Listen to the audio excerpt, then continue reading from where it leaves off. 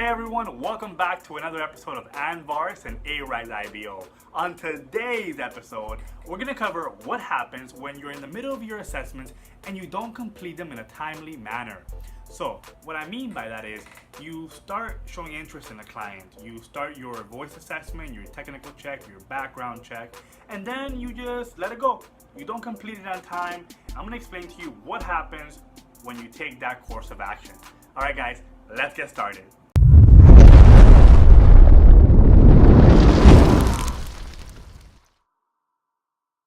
Okay, let me show you guys what I mean by being in the middle of your assessments. Take a look here.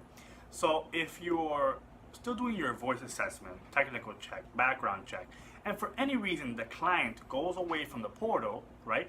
It could be because the class is full, the time slot for that class is full, they've already hired enough agents, and you haven't finished your assessments. There's nothing that can be done about it. The class will disappear and it's gone without you, which means you would have to wait for the next training course. Now a lot of agents say, hey, what happened to my class? It disappeared. I was in the middle of my background check, I was in the middle of my assessment. Arise does not hold the spot for class for you unless you have paid for your training certification, which means unless you've completed your voice assessment, technical check, background check, and program assessment, and then paid for your course, there is nothing stating that Arise will hold that spot for you. They will just remove you from the class, cancel your assessments, and you have to move on to another course.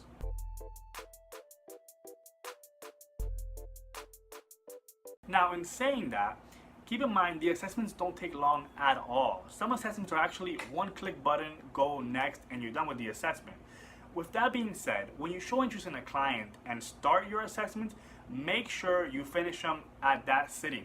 So when you sit down to do your voice assessment, make sure you're ready to do your technical, your program, and any other assessment like your language assessment as well, which is a little bit lengthier.